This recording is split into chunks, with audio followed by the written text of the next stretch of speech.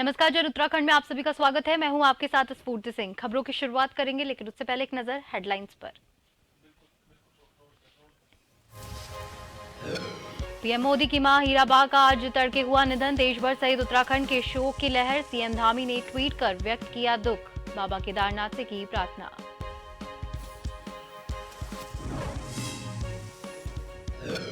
रुड़की में NH-58 पर भारतीय क्रिकेटर ऋषभ पंत की कार का हुआ एक्सीडेंट। गंभीर हालत में मैक्स अस्पताल में कराया भर्ती। अधिकारियों को दिए निर्देश। हल्द्वानी में केंद्रीय राज्य रक्षा मंत्री अजय भट्ट ने ली समीक्षा बैठक। 200 करोड़ की योजनाओं को लेकर दिए निर्देश। सीवरेज, पेयजल, बिजली से जुड़ी योजनाओं को लेकर ली जानकारी। हल्द्वानी में अतिक्रमण को लेकर विधायक ने जनप्रतिनिधियों से डीएम और एसपी से की मुलाकात। हटाए जा रहे लोगों के विस्थापन की मांग, सरकार भी करे मदद।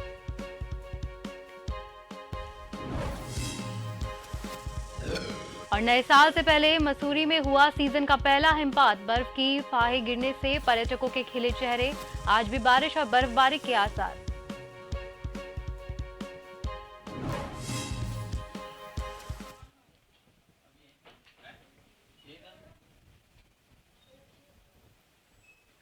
और अब खबरें विस्तार से।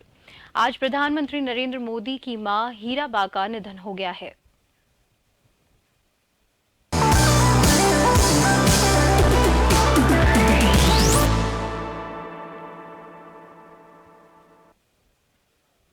भारत के प्रधानमंत्री नरेंद्र मोदी की मां हीराबा का तड़के निधन हो गया। हीराबा के निधन पर उत्तराखंड में भी शोक व्याप्त है।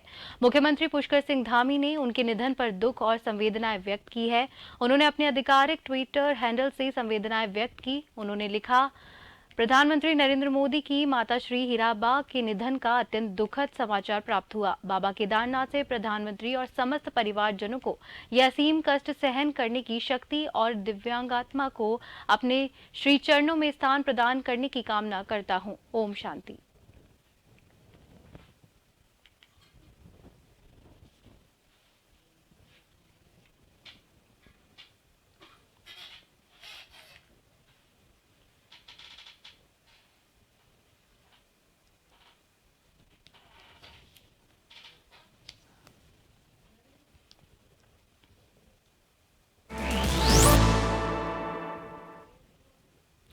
विभिन्न निगमों, प्राधिकरणों और उद्योगों में अध्यक्ष, उपाध्यक्ष के पदों पर भाजपा नेताओं को दायित्व देने की शुरुआत अगले वर्ष 14 जनवरी को मकर संक्रांति पर्व से हो सकती है।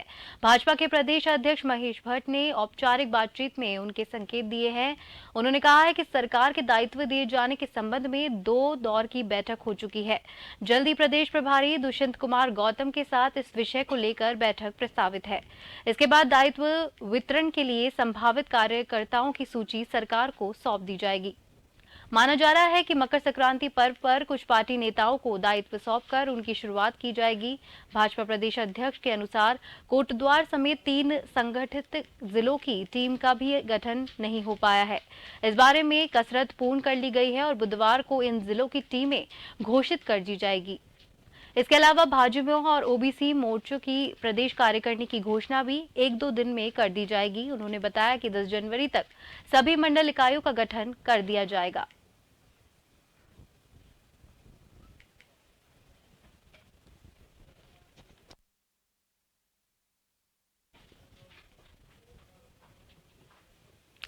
पीएम मोदी द्वारा हल्द्वानी नगर निगम के लिए की गई 2000 करोड़ की योजनाओं की समीक्षा बैठक आज केंद्रीय रक्षा राज्य मंत्री अजय भट्ट ने ली।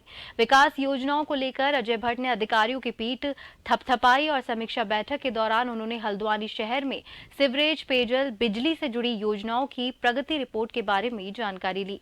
बता दें कि हल्द्वानी नगर निगम से जुड़ी सभी योजनाओं की डीपीआर बन चुकी है। उम्मीद जताई जा रही है कि सभी योजनाओं का श्री गणेश हो जाएगा और हल्द्वानी शहर आदर्श सिटी में शामिल हो जाएगा।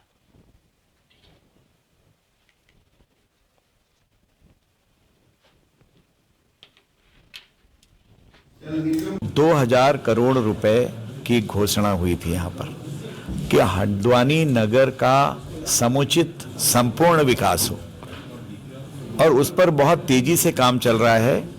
अब वो 2200 करोड़ तक बजट जा रहा है। अधिकारी बहुत तेजी से काम कर रहे हैं। डीपीआर बन चुकी है। कुछ बहुत छोटा पार्ट अभी बनना शेष है। जब ये बन जाएगा तो हल्द्वानी क्षेत्र का पूरा नक्शा बदल जाएगा। रुड़की के नारसन बॉर्डर के पास कार हादसे में घायल हुए भारतीय क्रिकेटर ऋषभ पंत का देहरादून के मैक्स अस्पताल में इलाज चल रहा है। विशेषज्ञों की टीम ऋषभ पंत के उपचार में जुटी हुई है। डॉक्टरों का कहना है कि उनकी हालत स्थिर है और खतरे की कोई बात नहीं है। बता दें कि दिल्ली रुड़की हाईवे पर क्रिकेटर ऋषभ पंत की कार के दुर्घटनाग्रस्त होने की सूचना हरियाणा रोडवेज चालक और परिचालक को दी गई, जिस पर उत्तराखंड पुलिस ने तत्काल घटनास्थल पर पहुंचकर घायल ऋषभ पंत को अस्पताल भिजवाया।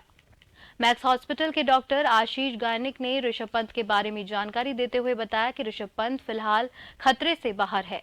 वे पूरी तरह से बातचीत कर रहे हैं और डॉक्टर की पूरी टीम चेक करके उसके बाद ही आगे की जानकारी देगी।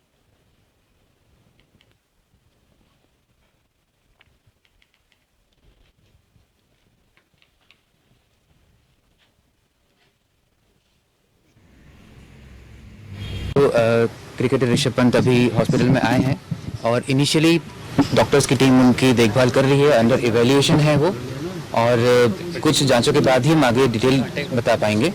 और फिलहाल वो स्थिर हैं और ऐसी कोई चिंता की बात अभी लग नहीं रही है। डॉक्टर्स की टीम पूरा इवैल्यूएशन कर ले, उसके बाद एक डिटेल मेडिकल बुलेटिन। सर बात देखिए, प्रातः 5:22 जो टाइम का पता चला था, दिल्ली रुड़की हाईवे पर जो है ऋषभ पंत जी दिल्ली से आ रहे थे अपने घर की ओर, तो वहां डिवाइडर से गाड़ी लड़ने के कारण जो पलटी थी, इसके बाद उसमें आग लग गई थी। वहीं पर हरियाणा रोडवेज की एक बस भी जा रही थी, उनके ड्राइवर थे सुशील कुमार, इनके द्वारा तत्काल कंडक्टर के साथ उसमें मदद की गई और 112 को फोन किया गया। चूंकि नारसन चेक पोस्ट पर हमारी पुलिस वहां रहती, वहां 10 मिनट के अंदर ही पुलिस पहुंचने के बाद उनको एम्बुलेंस के माध्यम से जो है नियर बाई हॉस्पिटल में लाया गया प्राथमिक उपचार के लिए, जहां पर डॉक्टर ने बताया कि वो खतरे से बाहर है, उनको कोई ग्रीवियस इंजरी नहीं है, लेकिन उनको हायर सेंटर के लिए रिफर करने के लिए बताया गया, जिसपे लाइफ सेविंग हमारी जो एम्बुलेंस होती है उसको अरेंज करने के बाद उनको higher centre Doon Max hospital भेज दिया गया, जहां पर वो सकुशल पहुंच भी चुके हैं। ऋषभ पंत के हादसे की खबर से उनके परिजन और आसपास के लोगों में काफी चिंता बनी हुई है। उनकी कॉलोनी में सन्नाटा पसरा हुआ है। बताया जा रहा है कि ऋषभ अपनी मां से मिलने के लिए दिल्ली से रुड़की आ रहे थे और नारसन पार करते ही NH 58 पर यह हादसा घटित हो गया।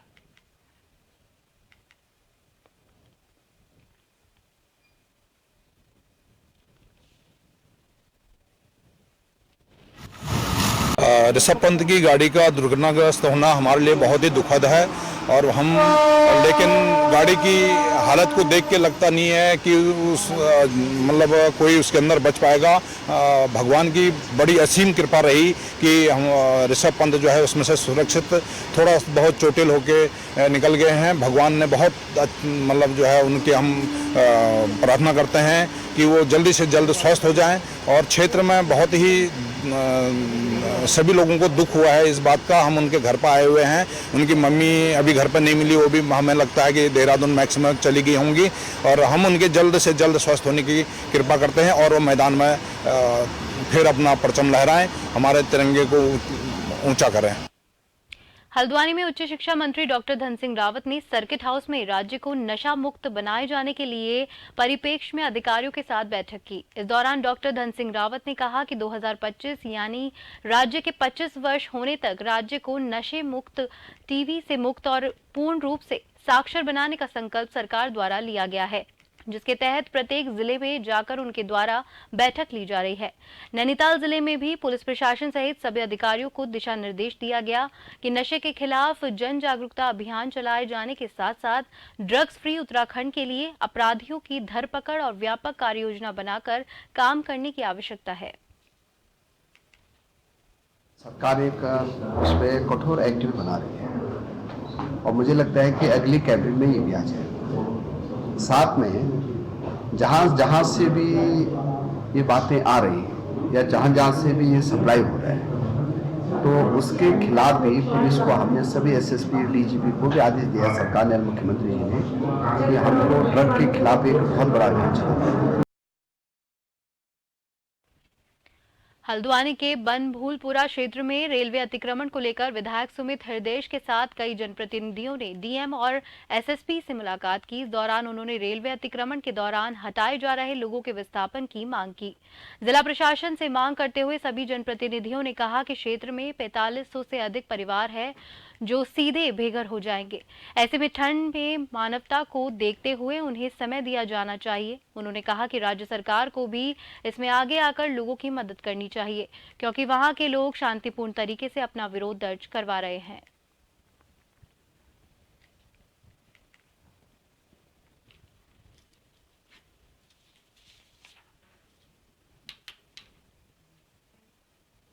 मुख्यमंत्री जी के लिए तो उनसे हमने जानकारी ली कि संज्ञान मुख्यमंत्री जी को है, तो उन्होंने बताया कि पूरा संज्ञान भी है और हमने उनको अवेयर कराया कि 4500 अगर खुदा ना खास्ता 1% सुप्रीम कोर्ट से स्टे नहीं मिलता तो कैसी भयावह स्थिति उत्पन्न हो सकती है।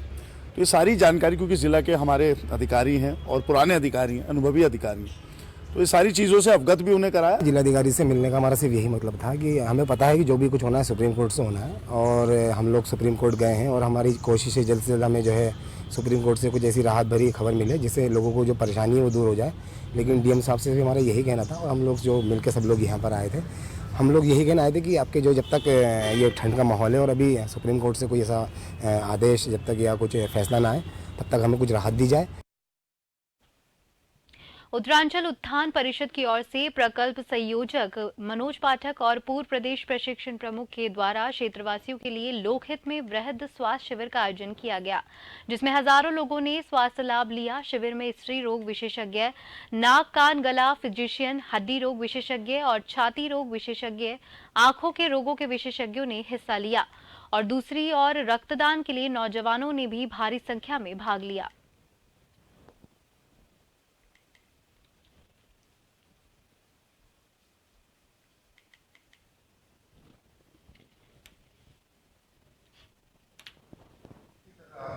बेलपड़ाव पत्तापानी क्षेत्र में सेंट पीटर स्कूल में आज एक बृहद स्वास्थ्य शिविर का आयोजन किया गया, जिसमें स्वैच्छिक रक्तदान के माध्यम से यहाँ पर आईआरबी के कमांडेंट श्रीमान सुखवीर जी ने स्वयं रक्तदान करके उस कैंप का प्रारंभ किया। और मुझे लगता है श्रेष्ठ लोगों के इस आयोजन के माध्यम से बहुत सारे लोग लाभ ले रहे हैं। नेत्र रोगी विशेष रूप से, जिनको कि चश्मा निःशुल्क प्रोवाइड होना है और साथ ही जिनको ऑपरेशन की आवश्यकता होगी उनका ऑपरेशन भी निःशुल्क कराया जाएगा। खबरों का सिलसिला यूं ही जारी रहेगा। वक्त हो चला है एक ब्रेक का।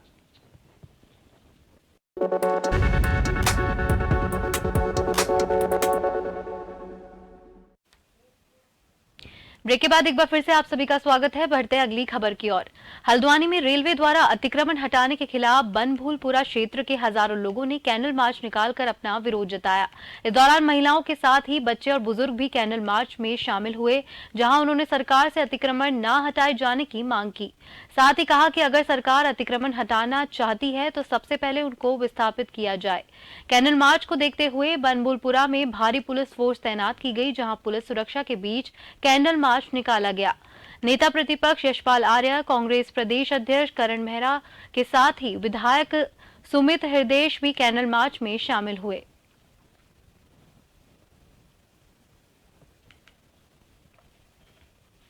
देखिए, पहले कल ही जब हम लोगों ने यहाँ संवैधानिक तरीके से जब धरना रखा था, उसके बाद समापन में पहले ही कहा गया था, जो हमने ज्ञापन मुख्यमंत्री को दिया है और आज जिलाधिकारी से मिले थे और हम लोगों ने आज परमिशन मिली कि आप सिर्फ बनभूलपुरा क्षेत्र में ही यहाँ पर जुलूस के कैंडल मार्च निकालेंगे शांतिपूर्वक।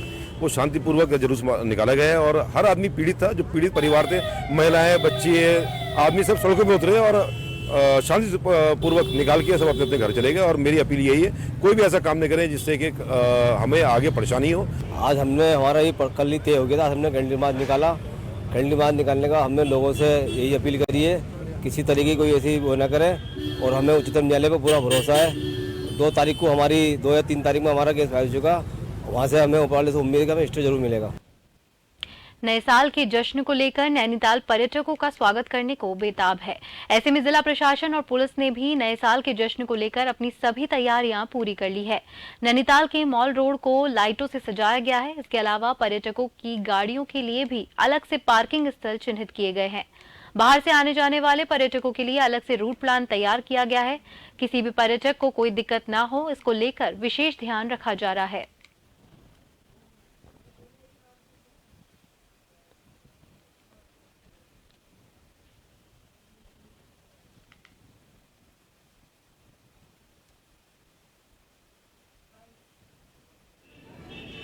आपने देखा होगा होटल एसोसिएशन के माध्यम से हम लोगों ने जरा जो लाइटिंग की व्यवस्था इस बार डिफरेंट तरीके से कर रखी है, तो उसको भी हम आगे कंटिन्यू कर रहे हैं कि कम से कम जब तक के जाड़ों का सीज़न ख़त्म नहीं हो जाता तब तक हमारी लाइटिंग की व्यवस्था वैसी रहेगी, क्योंकि वो एकदम यूनिक आपको लुक दे रहा है नैनीताल का रात को। और जहाँ तक ट्रैफिक की व्यवस्था है, वहाँ पे जितने भी आपके बाहर के मोटरसाइकिल्स हैं, टू व्हीलर्स हैं, हम उनको बिल्कुल भी अलाउ नहीं करेंगे। जो ट्रैफिक जो है आपका उधम सिंह नगर से होते हुए आएगा, वो लाल कुआं होते हुए तीन पानी से आपका नरीमन चौराहे से होते हुए नैनीताल की ओर जाएगा। इसमें टू व्हीलर्स के लिए केवल नैनीताल के टू व्हीलर्स को ही अलाउड कर रहे हैं हम लोग 31 में ऊपर जाने के लिए। उसके अलावा अन्य किसी डिस्ट्रिक्ट के आपका टू व्हीलर्स को हम अलाउड नहीं करेंगे।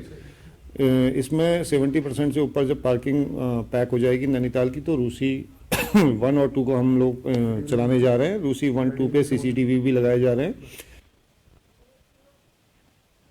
नववर्ष 2023 की शुरुआत को लेकर प्रशासन अलर्ट मोड पर नजर आ रहा है। नए वर्ष के उपलक्ष्य में कई सैलानी देश विदेश से उत्तराखंड पहुंचे हैं, तो प्रशासन के लिए एक बड़ी चुनौती बनकर उभरती है, जिसके लिए प्रशासन अपनी तैयारियां पूरी कर चुका है।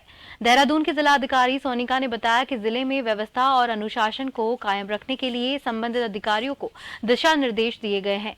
वहीं एसपी सिटी सरिता ढोभाल का कहना है कि नव वर्ष के दौरान पुलिस फोर्स का सख्त पहरा नजर आएगा।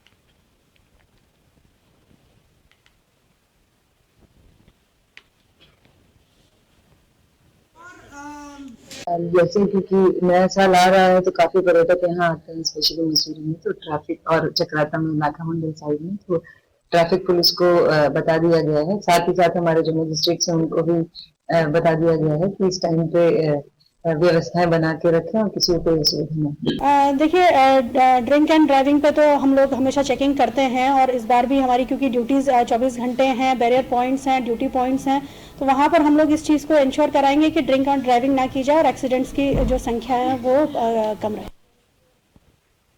क्षेत्रीय रेशम उत्पादन अनुसंधान केंद्र सहसपुर द्वारा डोईवाल तहसील के रानी पोखरी के रेशम फार्म में 5 दिवसीय कृषक कौशल प्रशिक्षण कार्यक्रम का आयोजन किया गया। कार्यक्रम में 25 किसानों को वैज्ञानिक और प्रभारी द्वारा 5 दिवसीय कृषक कौशल प्रशिक्षण देकर रेशम कीट पालन के जुड़ी जानकारी से अवगत करवाया और प्रमाण पत्र वितरित किए गए। वहीं प्रशिक्षण प्राप्त करने वाले किसानों ने कहा कि हम प्रशिक्षण प्राप्त करके बेहद खुश हैं और इस तरह के प्रशिक्षण से हम अपनी आमदनी बढ़ा सकते हैं।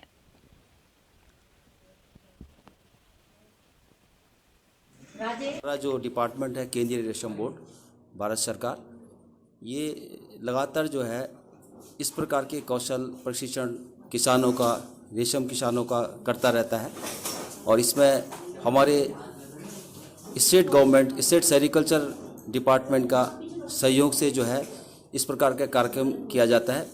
हम जो है लगातार इस प्रकार के प्रशिक्षण के द्वारा जो है किसानों का कौशल में वृद्धि करते हैं, और जो भी नए नए तकनीकी अनुसंधान होते हैं सेंट्रल सिल बोर्ड की तरफ से, उसकी जानकारी तमाम जानकारी हम अपने किसान भाइयों बहनों को देते हैं। और मुझे यहाँ पे आके बड़ी खुशी मिली है कि हमें इन लोगों से बहुत कुछ सीखने को मिला, रेशम के बारे में, कीड़ों के बारे में, कैसे कैसे पाले जाते हैं, और इन लोगों का मैं बहुत बहुत धन्यवाद करता हूँ। और थोड़ा जानकारी देना चाहूँगा उसके बारे में जो हमने यहाँ से सीखा। सबसे पहले तो साफ़ सफाई के बारे में यहाँ हमें सिखाया गया और बताया गया है कि कैसे कैसे कीड़े आने से पहले उनकी सफाई करनी चाहिए, घर में किस चीज़ का इस्तेमाल करना चाहिए, और ये हमने यहाँ के सीखा। सबसे पहले हमें पीएम नरेंद्र मोदी की माता का निधन हो गया है, जिसको लेकर बीजेपी कार्यालय में श्रद्धांजलि सभा का आयोजन किया गया। श्रद्धांजलि दी गई बीजेपी के प्रदेश अध्यक्ष महेंद्र भट्ट, सांसद डॉक्टर रमेश पोखरियाल निशंक, विधायक विनोद चमोली समेत तमाम वरिष्ठ नेताओं ने श्रद्धांजलि दी।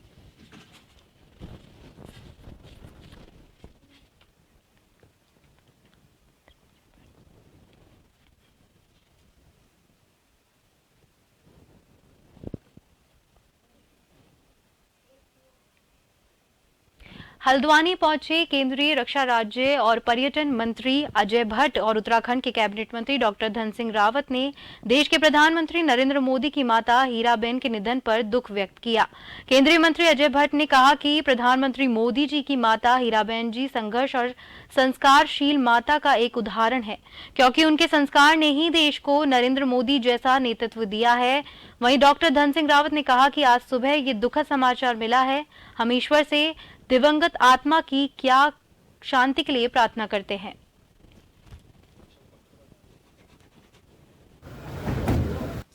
तो मैंने कहा ये आपको ऐसे चरण स्पर्श कर रही हो तो ठीक है, लेकिन आप भी उसी में आपने उनके चरणों में सिर नवाया है।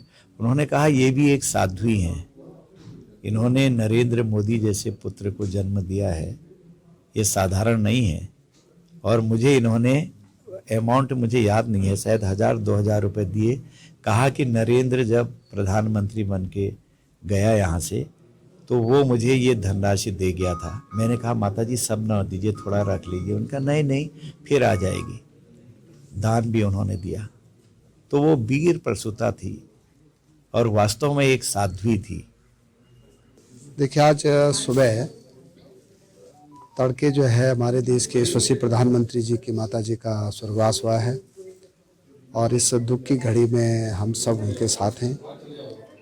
और बड़ी बात यह है कि प्रधानमंत्री जी ने आज सभी प्रदेशवासियों को कहा है कि सब अपने अपने कामों को यथावत रखें।